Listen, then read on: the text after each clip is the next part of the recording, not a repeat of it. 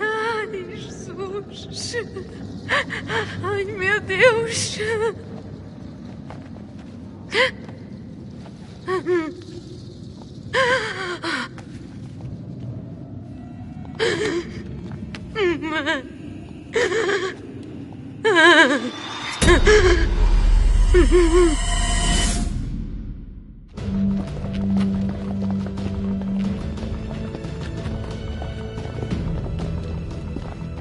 Andem lá, pessoal, rápido! Temos de encontrar o Mike, vá lá! Ei, eu estou a atrasar-vos, malta. É melhor para todos me deixarem aqui.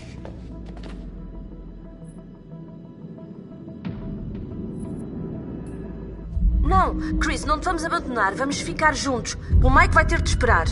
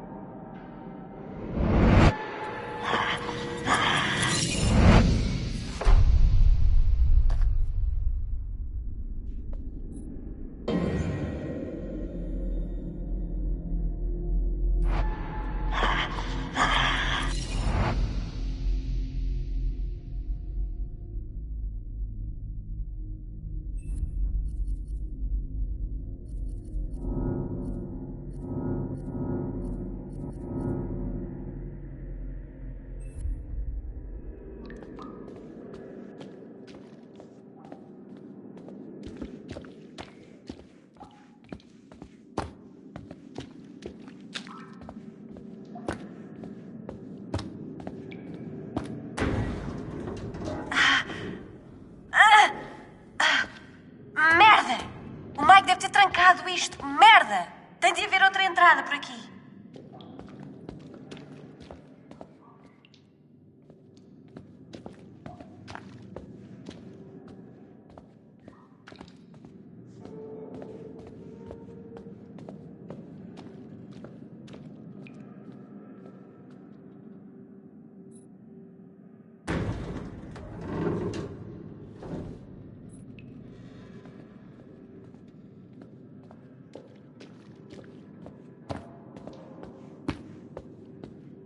Espera!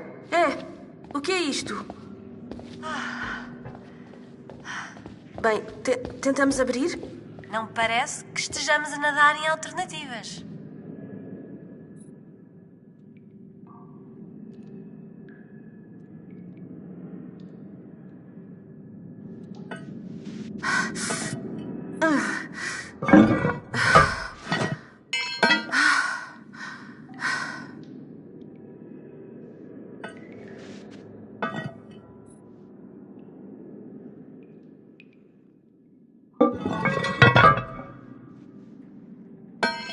Ok.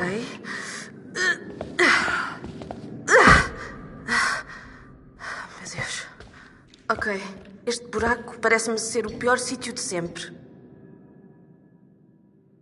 Ora, quem vai primeiro?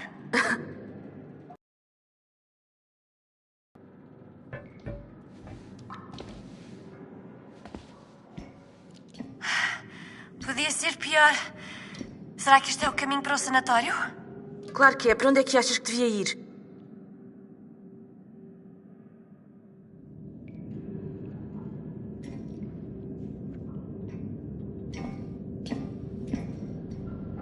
Chris, eu sei que estás ferido, mas tens de te mexer, ok? Estou a tentar, Ash.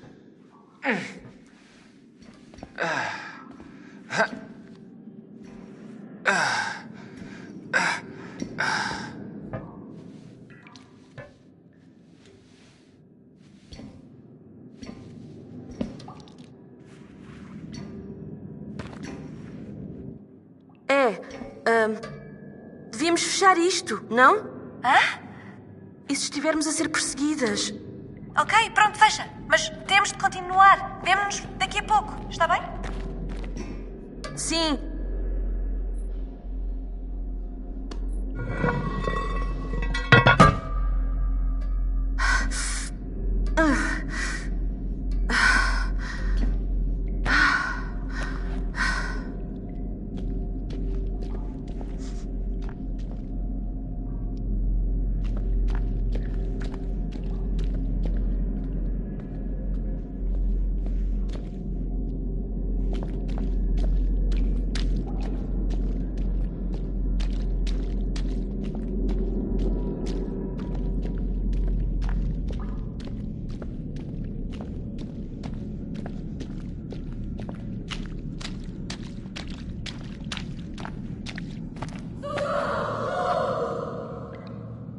Olá? Quem é que está aí? Quem é? Jéssica! És tu?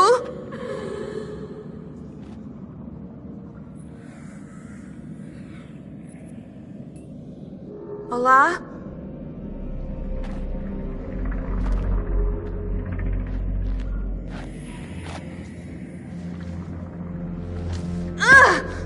Porra!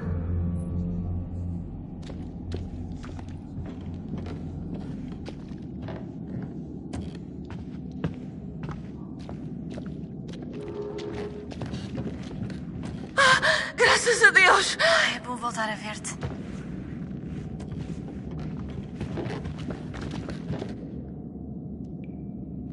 Olhem. Olhem ali. Uau, boa. A escada está partida. É impossível chegar lá acima. Não, eu acho que consigo. É como fazer escalada. Eu vou continuar. É melhor regressares à cabana. Tenho de encontrar o Mike. Boa sorte!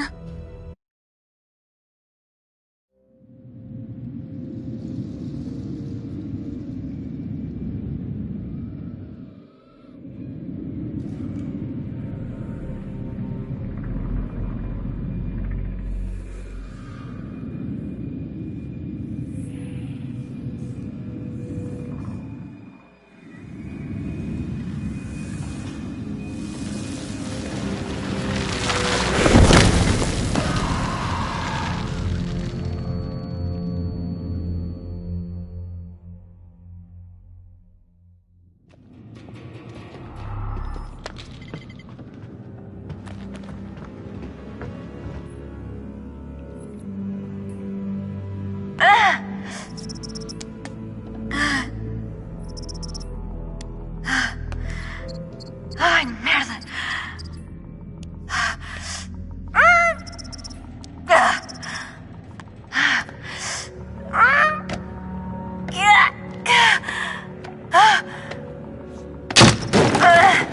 Vá lá!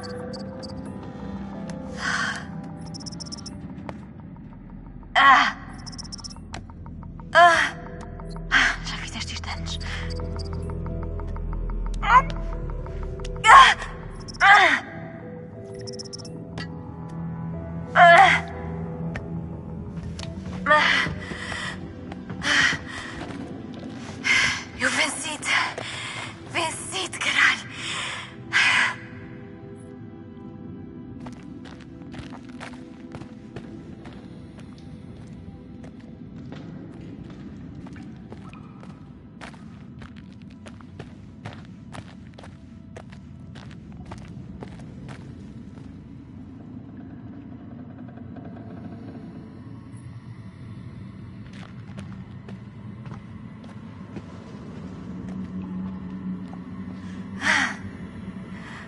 Está bem.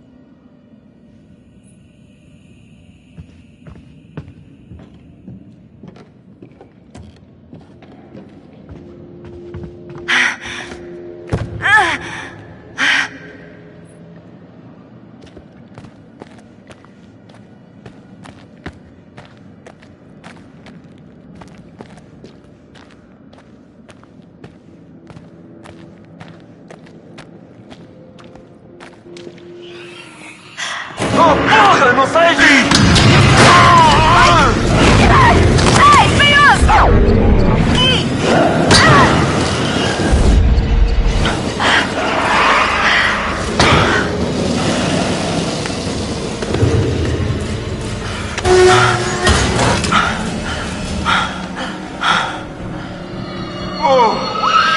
Estás bem?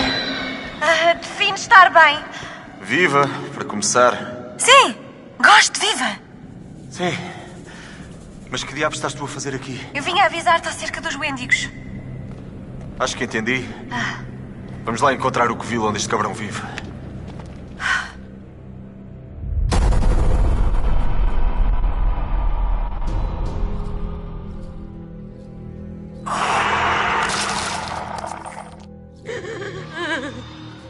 Mike, o teleférico está sem chave. O Josh. Ela deve estar com ele. Desapareceu. Chegámos tarde. Shhh, caluda. Pode ser que o tenha levado para a mina. Calma. Não te mexas.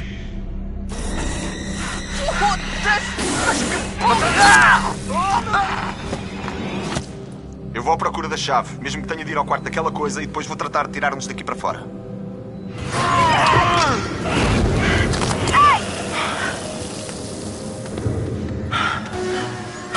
Oh! Vamos lá encontrar o covil onde este cabrão vive.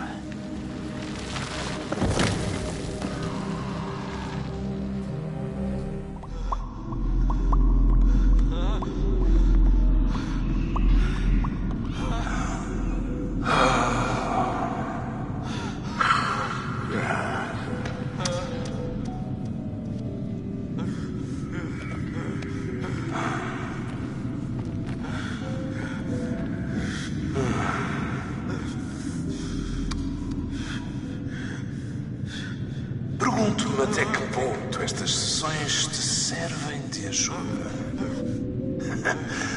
Não me dás ouvidos e as coisas estão a ficar caóticas.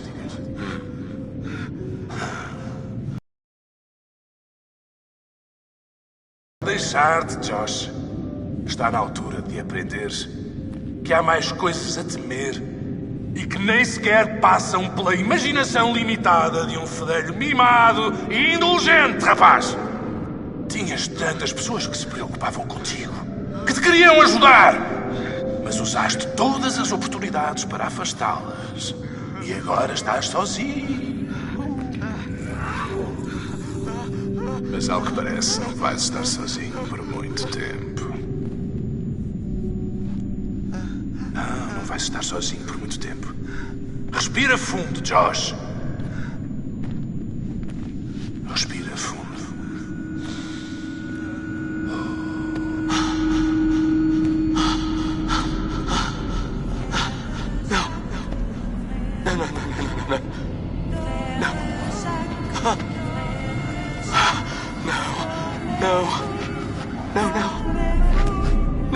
Não, outra vez não. Outra vez não. Afasta-te!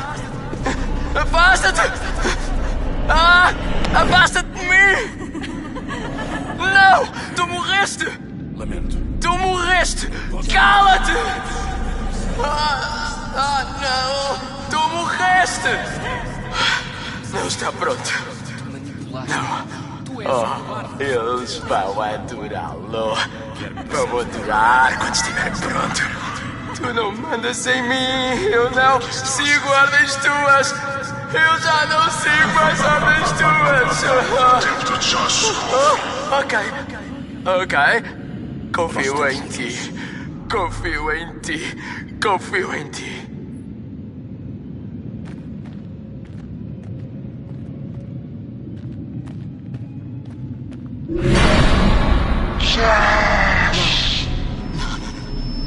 Não estás aí. Estamos sozinhas aqui embaixo. Não, outra vez não. Sozinhas. Mas agora estás connosco. Não. A tua família. Afasta-te. Afasta-te de mim. Afasta-te. Porquê é que não nos salvaste, Josh? Porquê é que querias que morrêssemos? Eu não queria que morressem. Eu juro.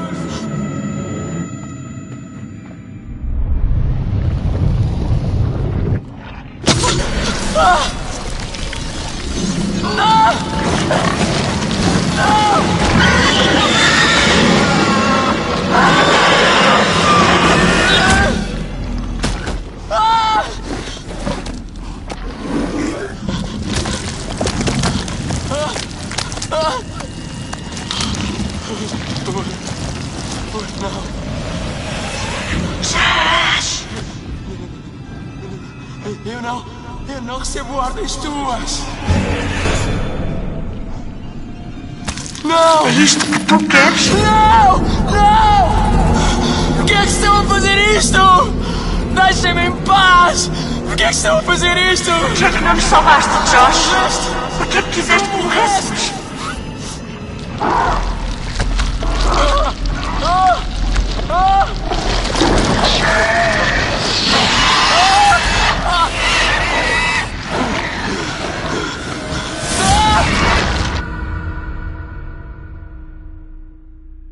Eu não contava que aquela coisa fosse tão feia vista de perto. Sim. E eu reparei em algo estranho acerca daquilo. O quê? O Wendigo. Tinha uma cicatriz. E? Já a vi antes. O que é que estás para aí a dizer? Vi umas fotos antigas de um tipo com a mesma cicatriz e ele estava a transformar-se num Wendigo. Estás a brincar? Era um dos mineiros que ficou aqui encorrelado nos anos 50, na derrocada. O que significa que esta coisa tem uns 80 anos. Pelo menos. Energético para um velhote. Deram uma limpeza a isto. Mataram muita gente. Deram? Estás a dizer que há mais? Ah, pois. Quantos? Muitos. Eu acho que estamos próximos do covil. Como é que sabes? Não sei bem. Apenas deu-me um enorme arrepio na espinha. Certo.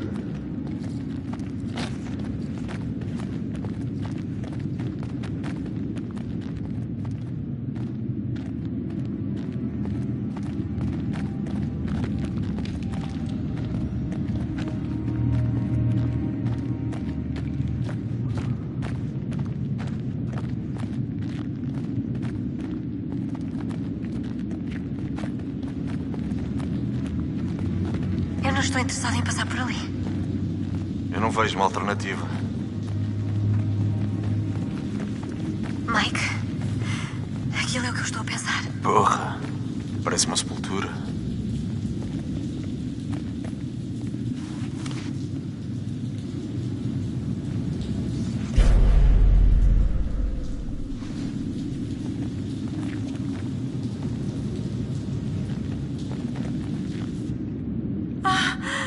Oh, meu Deus! Mike, isto é da Beth! É o relógio dela! O quê? Deixa-me ver. Olha, havia aqui uma cruz. Então foi aqui que esteve enterrada. Mas quem a desenterrou? Temos de continuar.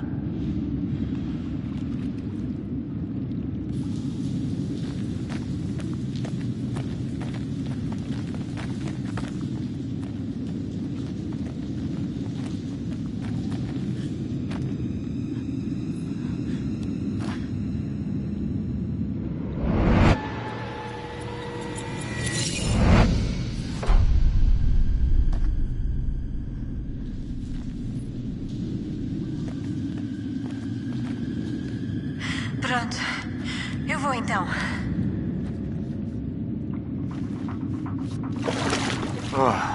Anda lá, não há azar. Achas? Ainda não morri. Famosas palavras finais.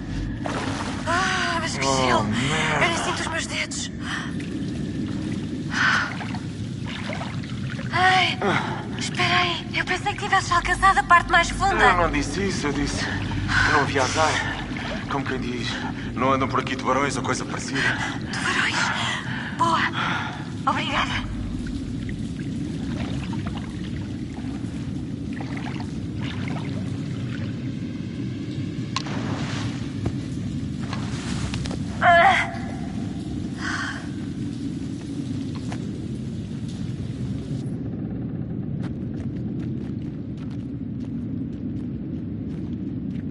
Oh, merda! Isto parece ser a letra da Ana.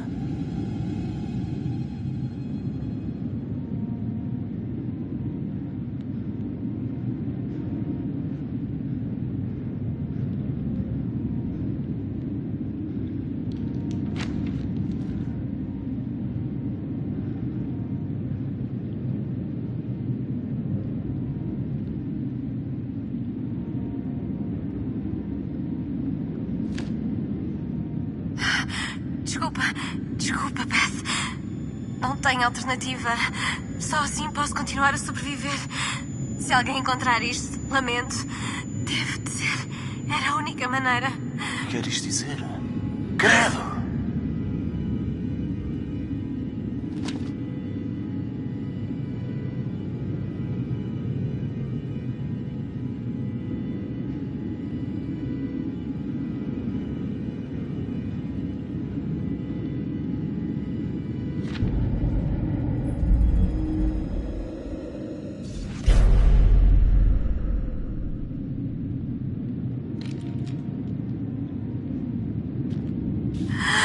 Meu Deus, faz sentido. Acho que a Hannah desenterrou a Beth. Foi a Hannah. Não, isso Michael. é ridículo. Michael, tem de ser. É a única coisa que faz sentido. A Beth morreu na queda. E depois, quer isso dizer?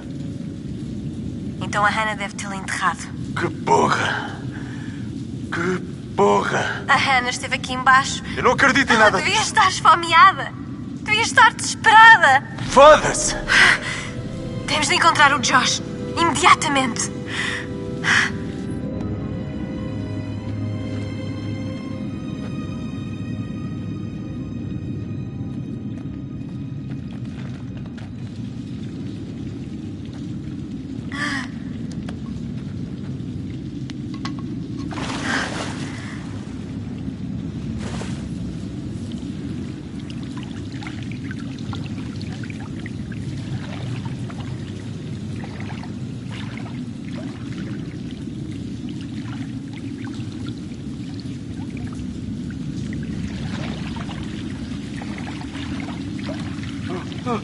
Está a ficar mais fundo. Sim. Ok. Ei, está a inclinar novamente. Vamos safar-nos. Oh, meu Deus. Tu não tens azar. Ok. Anda lá. Estamos safos.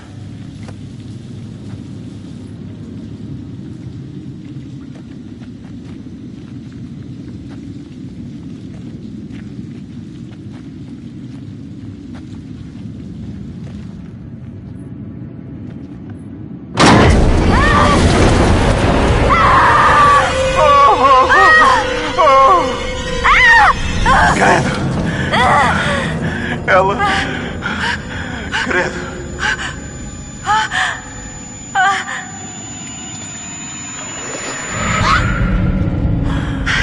Tu vês aquilo?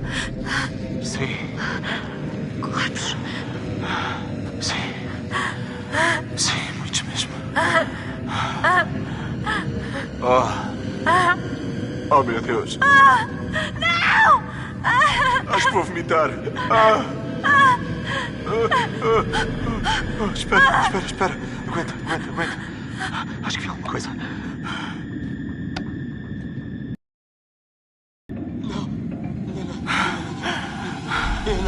Josh! Não recebo ordens tuas! coisas tuas. Ei, Josh? Tu não podes dizer o que fazer. Tu já Josh? não podes dizer o que Meu? fazer. Tu já não podes dizer o que fazer. Ok. Ok. Eu confio em ti. Confio em ti. Confio em ti.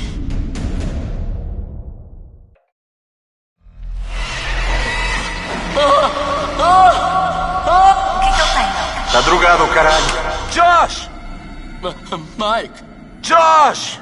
Então, meu! Não me batas, por favor. Ah, tu estavas-te a passar, meu.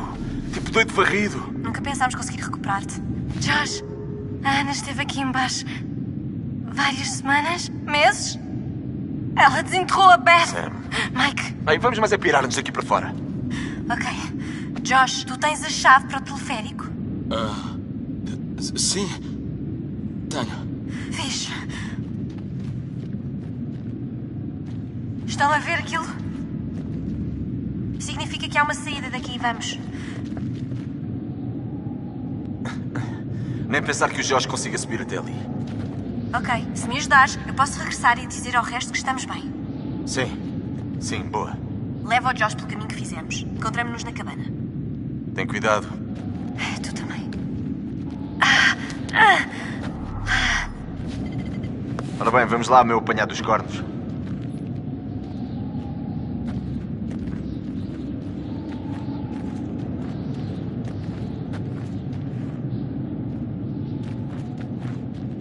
Tu não precisavas de me bater tanto, meu. Ah, pois. Desculpa o que fiz antes. Eu pensei que tinhas morto a Jess. Mas enganei-me.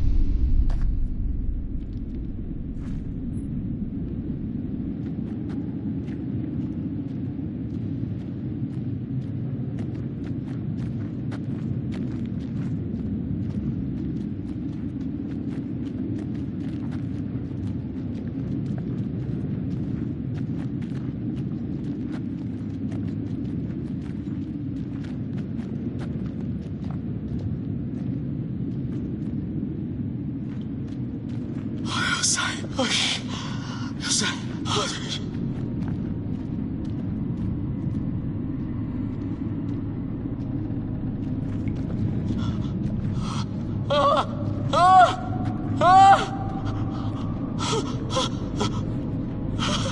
Não. Eu não queria que morressem.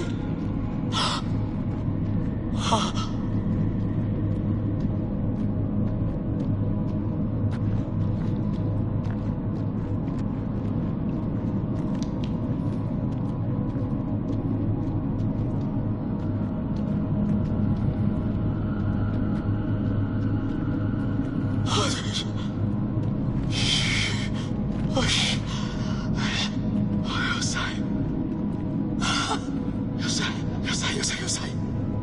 Ok.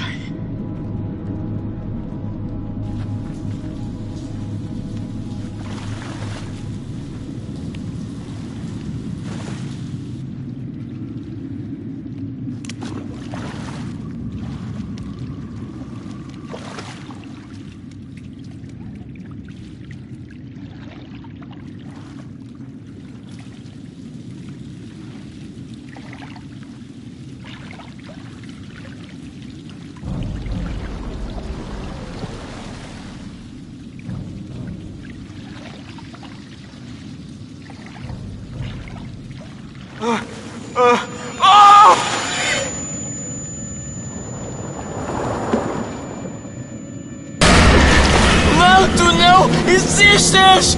Não, tu não!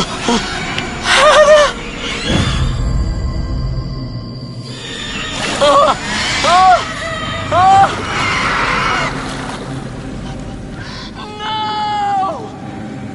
Não!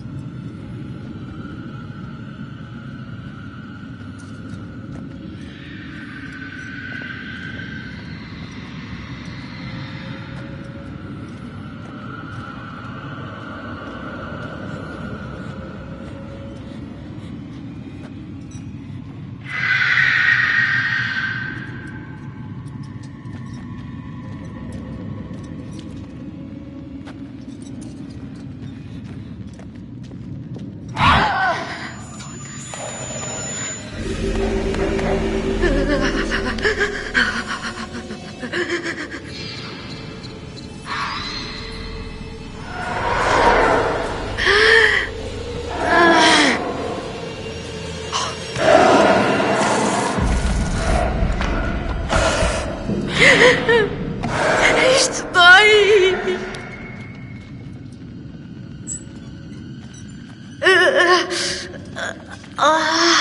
Ai, Jesus!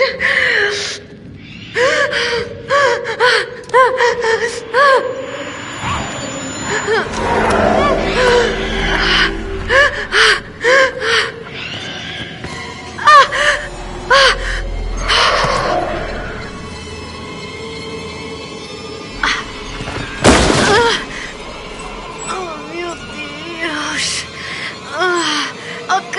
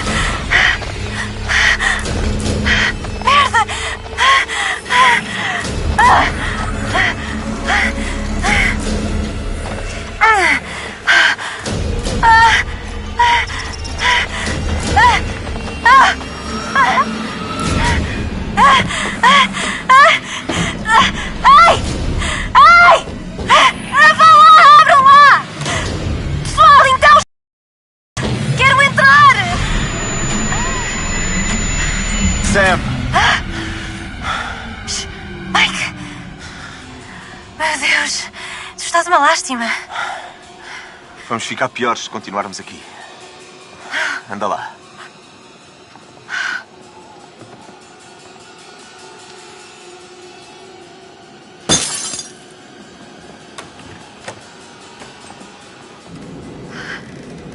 Ok.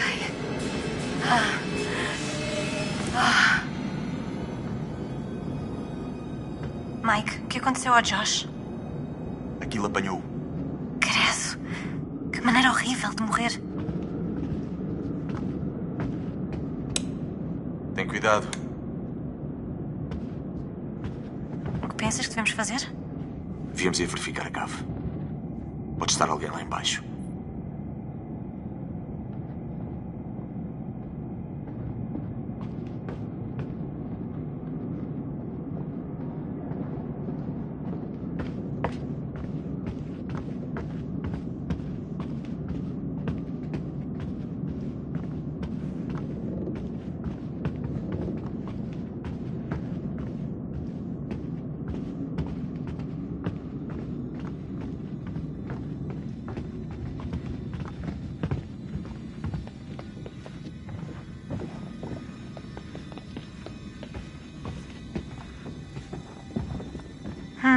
O que achas das hipóteses de sobreviver? Eu nem quero pensar no assunto.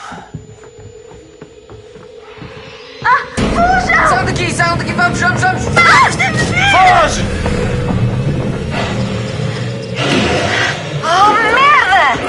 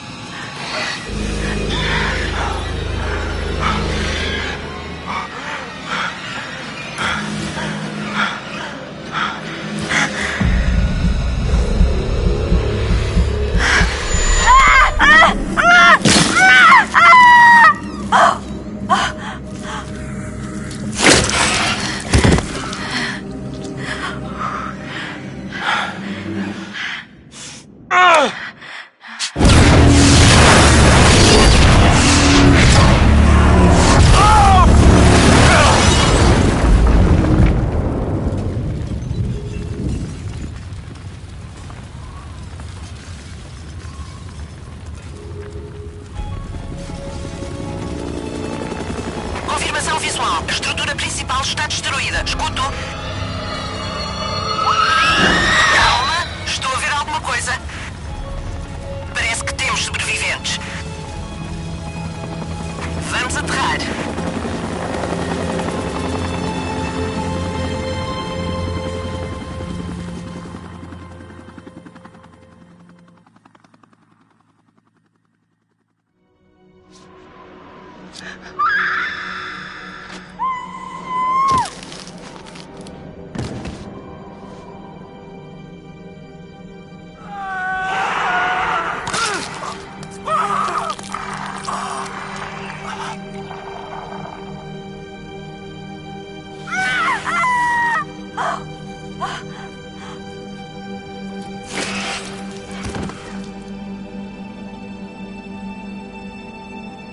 O velhote era...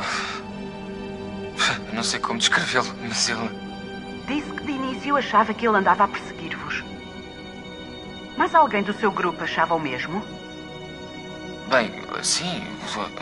Então é possível que eles o tenham matado? O quê? Não está a compreender, então não... Foi atacado por ele? Ele salvou a minha vida. E eu vi-o morrer. Eu ouvi a Jessica. Eu não sei porque como é que estava lá embaixo, mas eu sei que eu ouvi. Ele apontou assim, à minha cara, aqui mesmo em frente ao meu nariz, e ele ia dar-me um tiro. Ele quase me matou, merdas. Andas com um gajo durante sabe-se lá quanto tempo e achas que o conheces, mas afinal, nem por sombras. Como é que foi parar às minas? Eu fui levada ao colo e... O que é que você viu? Eu sei lá. Ele estava completamente louco. Ele queria magoar-nos. Bem, e... Eu pensava que tinha sido ele a atacar a Jess. Agrediu o Josh porquê? Ele parecia um maníaco e eu tive de o impedir. Mas disse que ele estava amarrado. Sim, mas... Ok, Ok. Eu sei que parece errado. Mas você não compreende. Ele estava a tentar dar-nos a volta à cabeça. Eu esfaqueei-o e tentei afastar-me, mas eu não sabia, eu juro, não sabia. Não sabia? Esfaqueou quem? Eu esfaqueei o maníaco e não sabia que era o Josh, mas afinal ele era o psicopata e como é que nós podíamos saber? O Josh tinha as lâminas e a arma e ai, Deus! Então, o Matt, vocês encontraram? Não, ainda não. Não, ele morreu, não foi? Por que é que diz isso? Não. Ele estava... Ai, meu Deus, eu fui tão cabra e eu podia tê-lo ajudado. Talvez eu podia tê-lo salvado. A sua amiga Ashley, ela disse-nos que tentou ajudá-la. Não. Ela disse-nos que a ouviu a chamar. Não. Eu não. Mike... De que é que se lembra? Ele veio até mim. Veio mesmo. Veio até si? Onde está ele? Ele só fosse... O Josh ajudou-nos e depois... Foda-se, meu. Aquela coisa. Ok? O Wendigo. E veio da escuridão e depois... sei lá. Ouvi gritos. Pirei-me dali para fora. De outra maneira, acabávamos os dois mortos.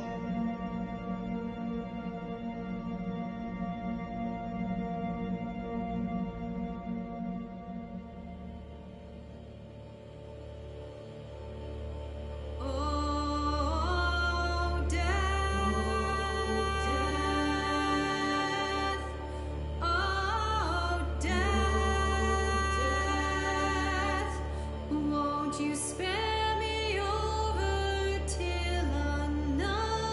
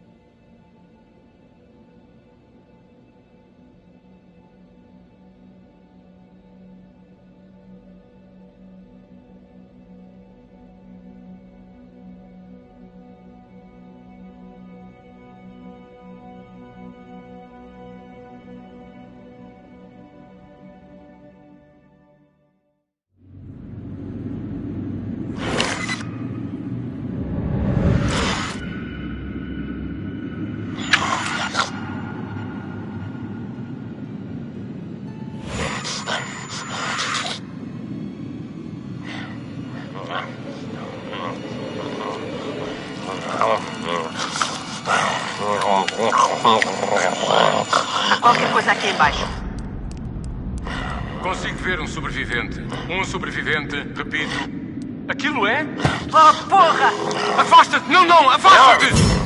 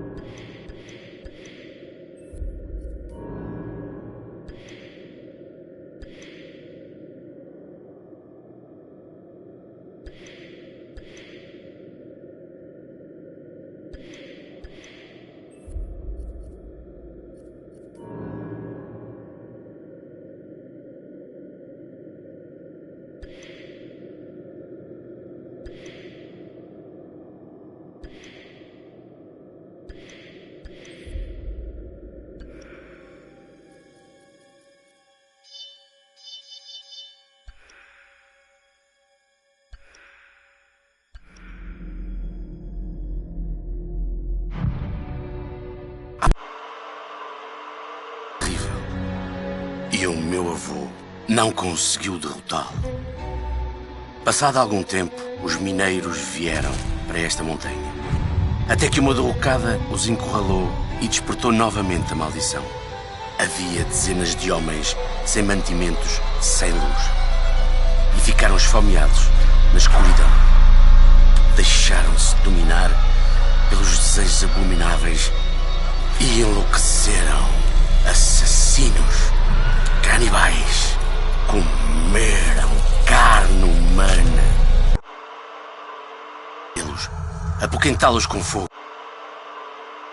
Todos, após muitas luas e muitas caçadas, até que uma noite, há um ano, consegui pôr-lhe a vista em cima. Nessa noite, não éramos os únicos na floresta. Enquanto eu segui o rastro de Macapítio, também ele seguia um outro rastro. Ele forçou as vossas amigas pela montanha abaixo. Não pude fazer nada. Não consegui salvar as vossas. Pude vingá-las.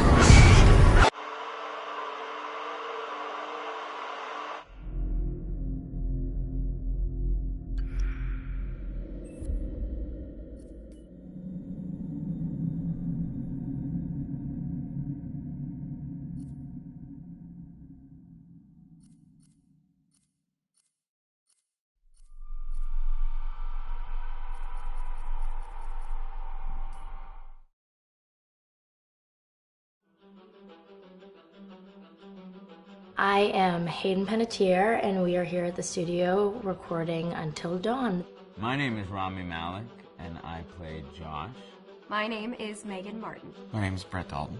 My name is Antonella Lentini, and I played Hannah and Beth. My name is Jordan Fisher, and I play the character Matthew, Matt for short. I'm Nicole Bloom, and I play Emily in the game. My name is Noah Fleiss. I am Galadriel Steinman, and I play Ashley.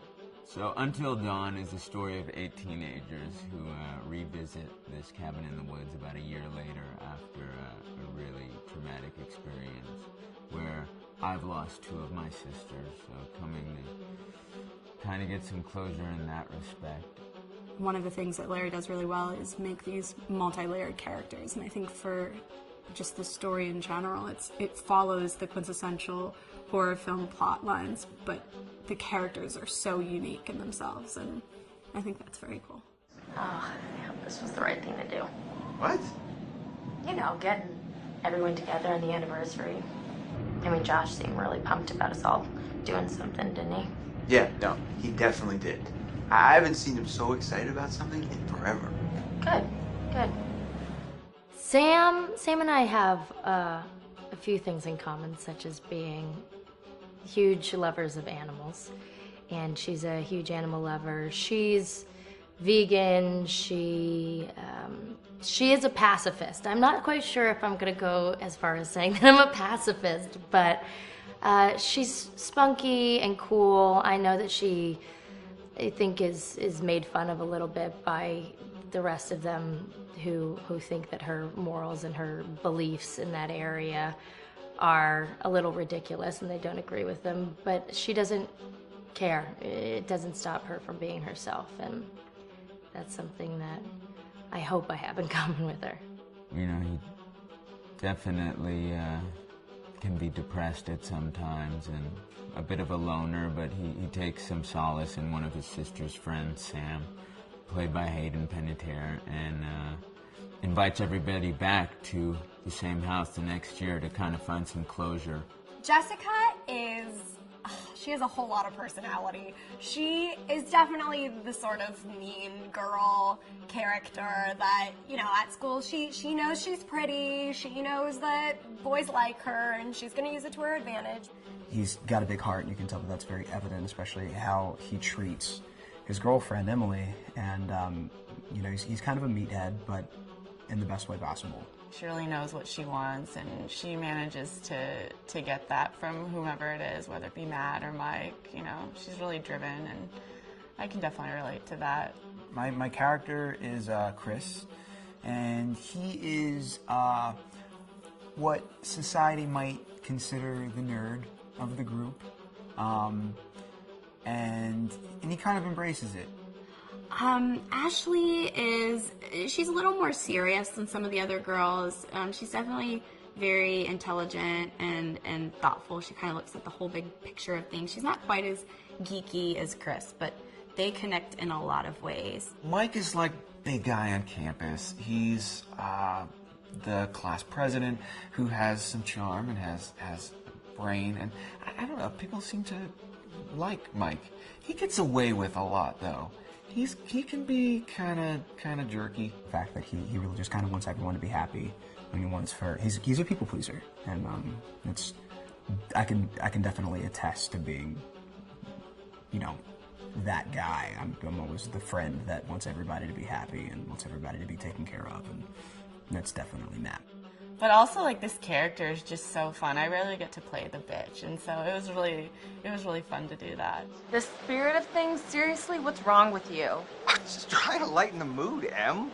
Don't be like that. Like what? The way you're being. You always get like this. I just think this is just the coolest thing to be a part of, and I just think it's going to take the world by storm. I really do. I think this genre is the wave of the future, and I think that once people see the potential behind it, of getting to interact with the drama that you're witnessing unfold in such a realistic way, that this is how entertainment's going to be from now on.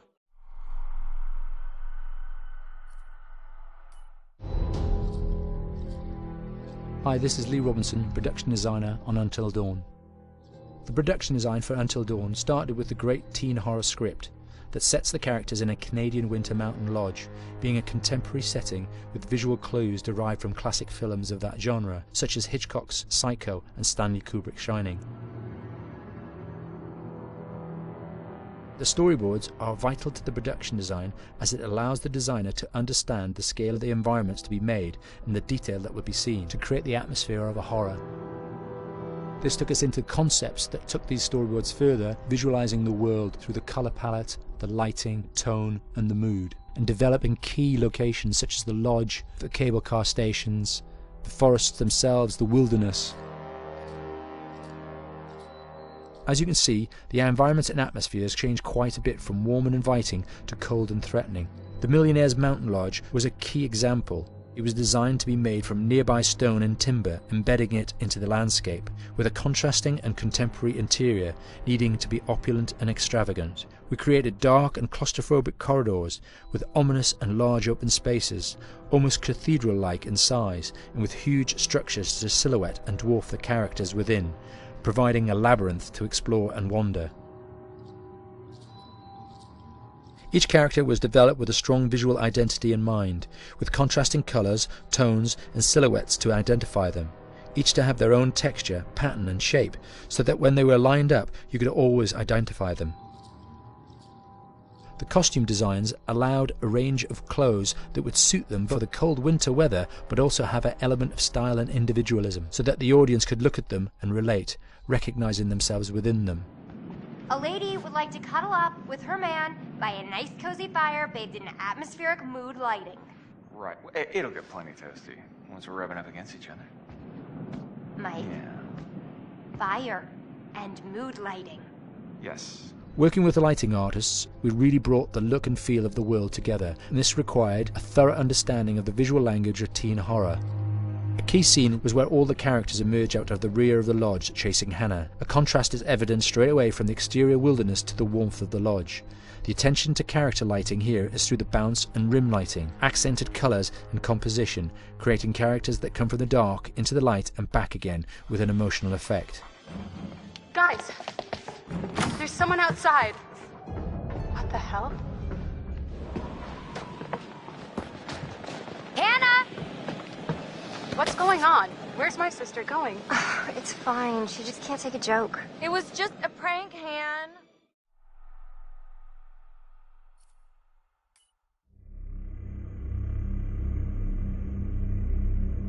Until Dawn is a game that's full of horror, and one of the things we decided to do early on was to take a scientific approach to how scary it was.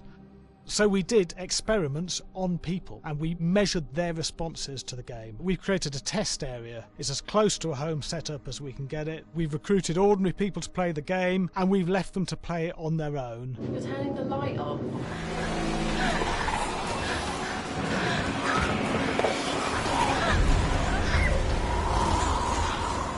The only difference is it's rigged with cameras and microphones that relay the data through to the next room where people are watching them play. Bracelet here we use for biometric testing. It measures the player's emotional response. It's called a galvanic response sensor. It makes contact with the user's skin and it measures the electrical conductivity across their skin. It's the same principle as an old-fashioned lie detector. When you're stressed, you sweat a little, very sensitive. It picks up tiny changes if the player is feeling anxious or scared. That data's fed back to a testing team, it comes through as a graph. I'm so sorry.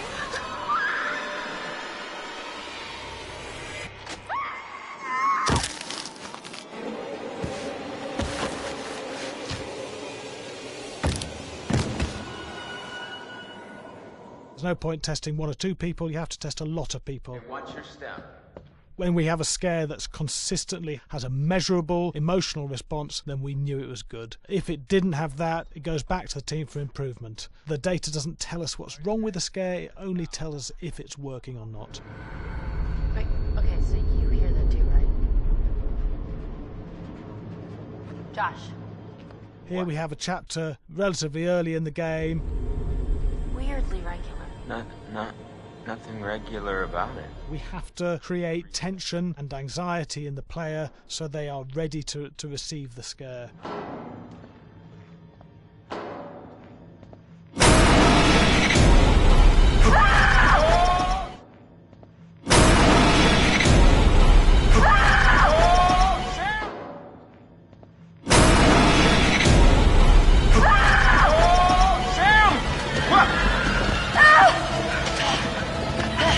to give the player time to recover, to cool down, to calm down, and then start building the tension again before we do the next scare. Hey. What? Hey. What the hell? Boom. You just got mugged.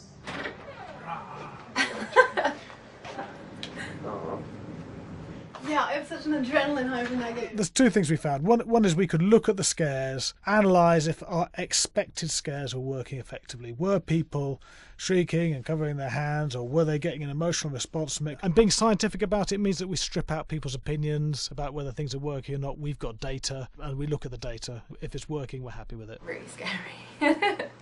Bit scared and wanting to get away. I actually been maybe a bit scared to play it on my own, but in a room with the lights on, yeah, with some other people as well, yeah, maybe. But because I'm a scaredy cat, I would play with someone in the room and the lights on. It was one of the scariest games I've played in a long while.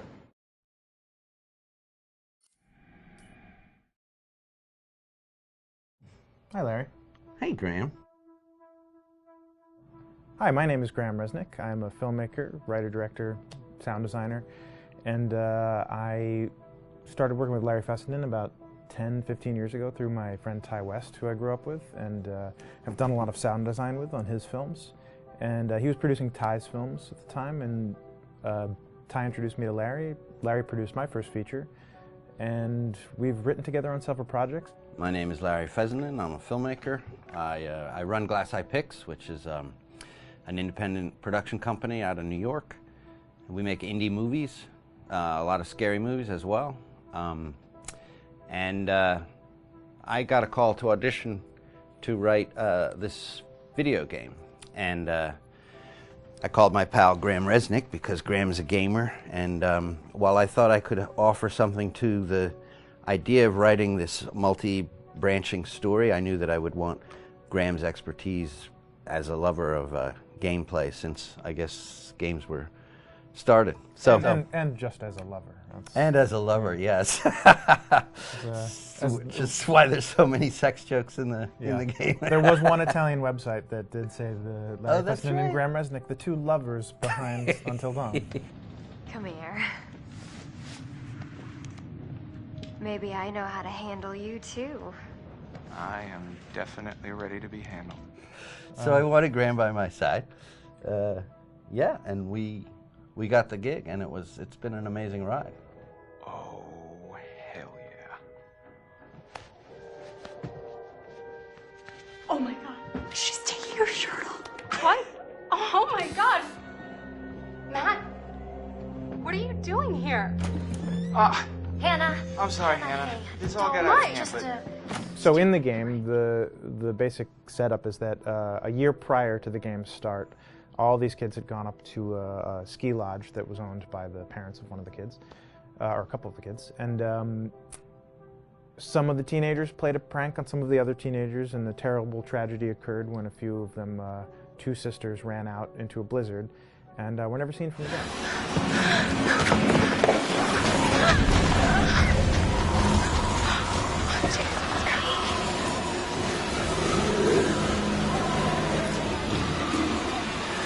So now, a year later, this is kind of torn apart, this group of friends. They've gone through some trials and tribulations in the past year. The brother of the two girls has had a lot of psychological issues, and to kind of help him cope and help them all get over it, they all returned to the lodge a year later, back up on the mountain. And the idea is to get over it, but... the healing does not begin. Yeah, and these kids are all trying to find themselves. They've been through a trauma, but in general, they're just teenagers trying to figure out who they are. So they're all kind of falling into the patterns, the stereotypes, the characters they see on TV and in the movies. I think we were very interested in taking genre tropes and kind of making them sort of refresh them.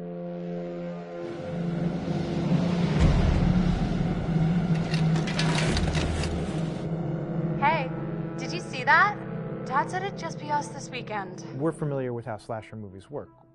Most people have seen some horror movies, and we have established notions and preconceptions about the roles of the players in horror movies and how they talk and how they get killed and how they have sex.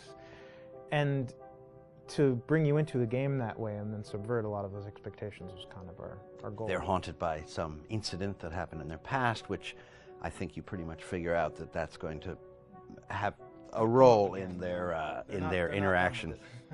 Yeah, so I think what was fun was we take some sort of stock characters and we try to give them some shape, but at least at the beginning they're recognizable in the way of groups of friends. There's, you know, the jock and the bitchy girl and the rivalries between everyone. And oh my gosh, and really fun characters too. Like we just had so much fun living in the minds of these characters through writing the script.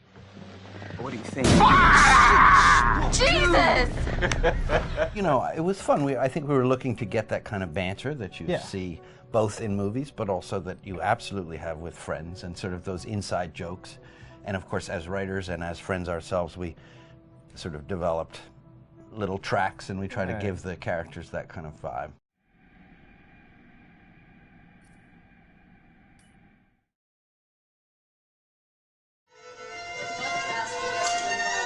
Yeah, fast and violent.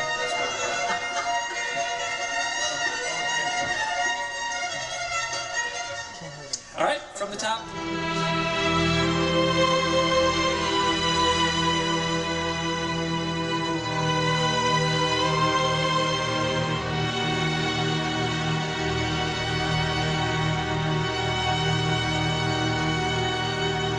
My name is Jason Graves, and I'm the composer for Until Dawn.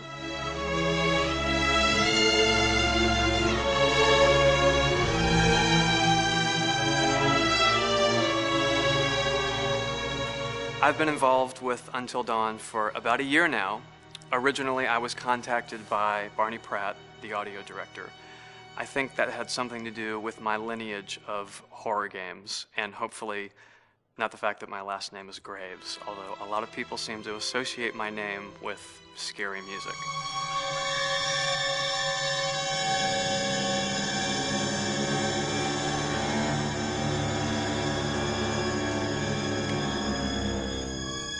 One of the things that was really exciting about working with Barney and the team at Supermassive is they really wanted something unique for the music. They wanted the music to stand out and be a character on its own in the game.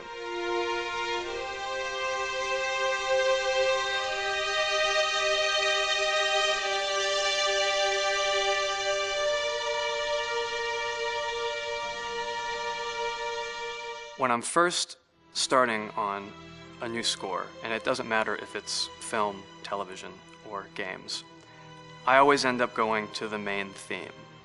Sometimes the developer or producer isn't even necessarily interested in the main theme at the beginning. I just want to do it for myself, because for me the main theme is the identity of the game. It establishes the mood, the atmosphere, and the character of the music and how it's going to be playing in the background. And that's what we did with Until Dawn. That was actually my demo pitch to Supermassive Games. I put a main theme together, recorded all the instruments at my studio, and sent it to them.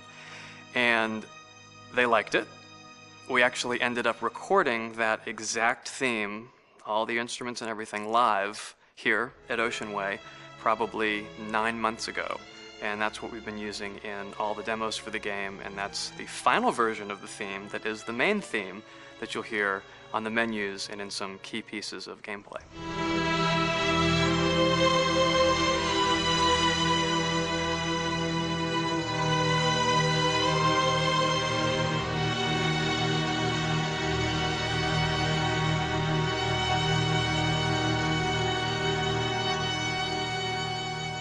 I seem to have made a name for myself in horror. And there's something about scary music, I think it's maybe the lack of rules. The biggest rule in scary music is there are no rules, so you can do anything you want, and actually, if you end up doing things that don't feel like they would work out together, they kind of clash, and it ends up being even more effective for scary music. So that's what really drew me to Until Dawn, was the textures, plus writing thematic material that is interwoven with the scary textures. I haven't really done anything like that before. Usually it was just all tension all the time, and that's fun and it's great. But I'm actually at heart a very melodic composer. That's the kind of music I love listening to, and that's the kind of music I love writing. That's the kind of music I got to work on in Until Dawn. Very nice. Same thing.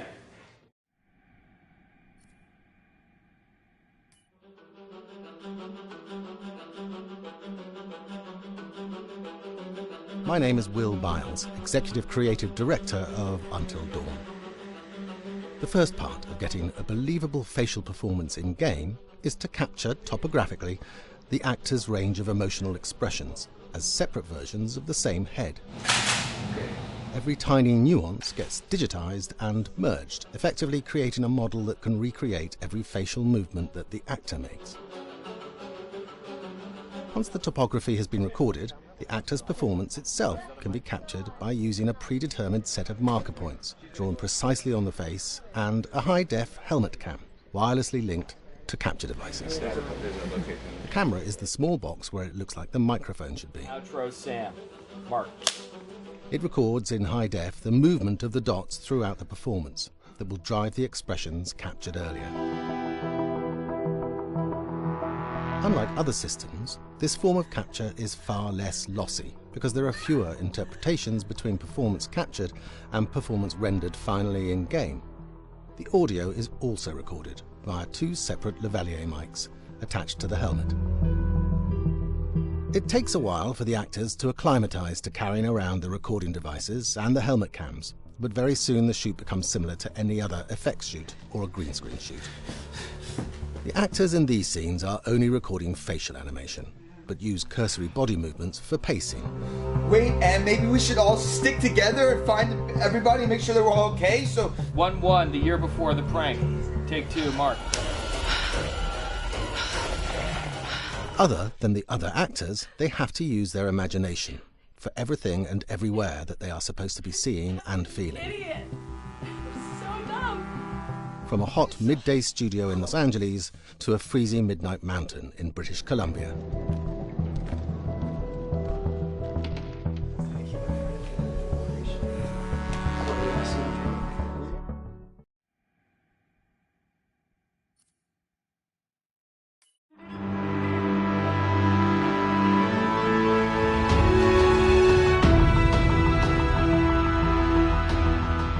Until Dawn has a dynamic, ever-changing story, the facial performances and the body performances are recorded separately, with different systems.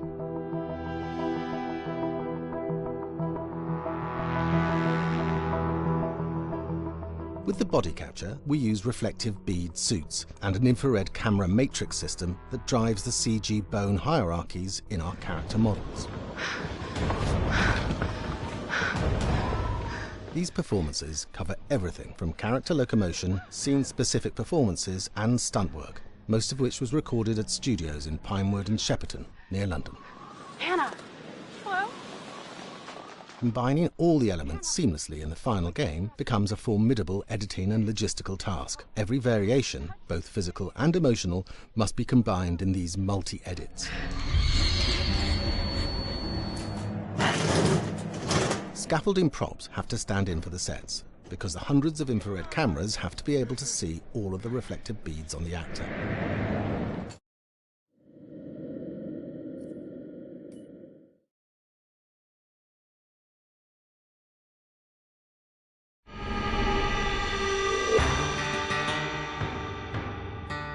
America's Northwoods border region.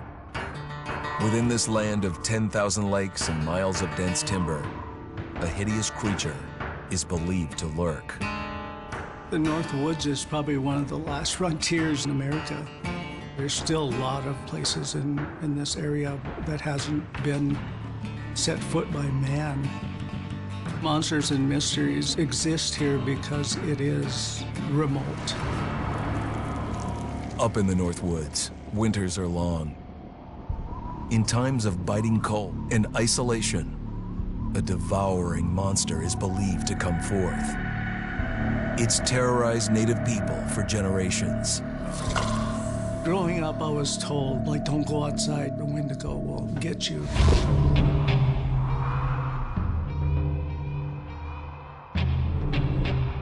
Among the traditions of the northern Algonquin tribes is the Wendigo, a monster that can seize hold of a person to carry out its hunger for human flesh. Many Native Americans fear even talking about this Wendigo, and even the mention of the name will let the Wendigo find out where you are, and it will open you up to be possessed by this Wendigo. The most famous case of a Wendigo possession took place in 1879 in the deep woods outside of Edmonton, Alberta. Swift Runner, a Cree Indian, was a trapper and a guide. He had left town the previous autumn with his wife, 6 children, and his mother. But when Swift Runner returned in spring, he was alone. Swift Runner came into a nearby village telling this heartbreaking tale. I had to watch them starve to death. Of his family being killed by starvation, and that he was the only survivor. My whole family gone. It wasn't hard to understand a family falling victim to a brutal winter. To even not. Yet something was suspicious about Swift Runner. He was a strapping man, and he came into town weighing over 200 pounds. It didn't look like somebody who had just weathered a terrible winter. He wasn't malnourished, didn't look like he was starving. He looked healthier than ever. After a few nights, it became clear that something was wrong. He started having night terrors, screaming in his sleep. I am the Wendigo! Villagers alerted the police. Swift Runner actually guided them back to his winter cabin. When they got there, that's when they saw the true horror.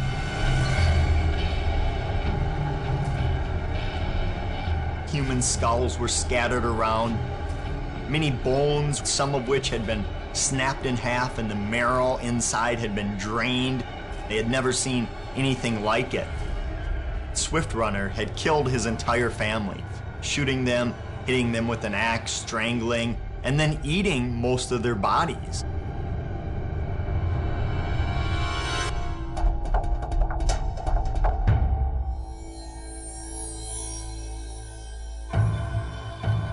Right up until the moment the noose was on his neck, Swift Runner swore the evil spirit of the Wendigo had possessed him and twisted him into a cannibal killer. When he was on the gallows, Swift Runner himself said, "I am no longer a man."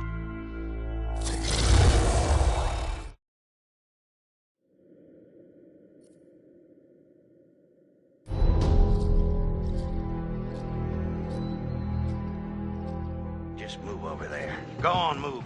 Let me say what I came to say. I'm here to tell you what you're up against being back on this mountain. You should never have returned. I don't know why you did after what happened last year. You mean with Hannah and Beth? Yeah, how could you know without being involved? I don't take kindly to you kids coming up here to my mountain. Your mountain. The mountain don't belong to me, it's true. But it don't belong to the Washingtons. This mountain belongs to the Wendigo. Hi, this is Lee Robinson, production designer at Supermassive Games. Understanding the ancient myths of the Wendigo was key for their development that helped the visual look.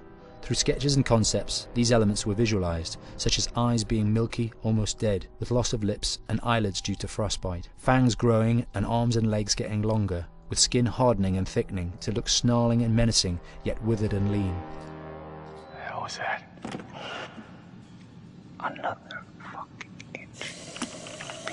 fingers and toenails extending like claws, allowing them to climb effortlessly. We made them look gaunt and weathered, and having ragged remains of clothes they wore.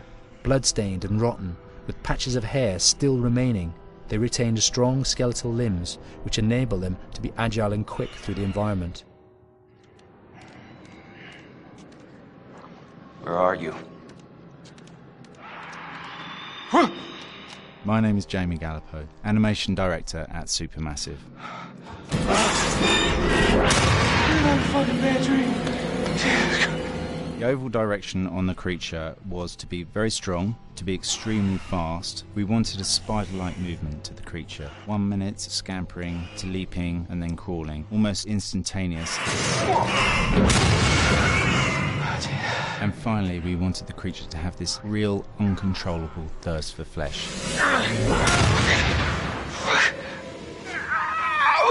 From a sound design perspective, the Wendigo is a real challenge. For the main vocalisations of the Wendigo, we used our own vocalisations, various different animals from the exotic to the farmyard, various plugins and processes to gel these sounds together and keep a human resonance behind that voice, telling the backstory of the Wendigo.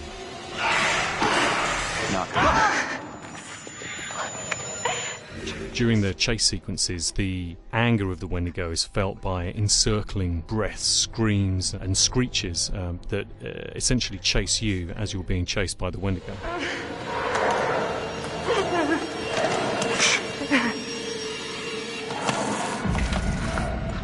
We would layer them up in a multitude of layers, sometimes 15, 20 sounds playing at the same time, to build up the vocalizations for this fearsome creature which is always in attack mode, hyperactive and chasing you throughout the game.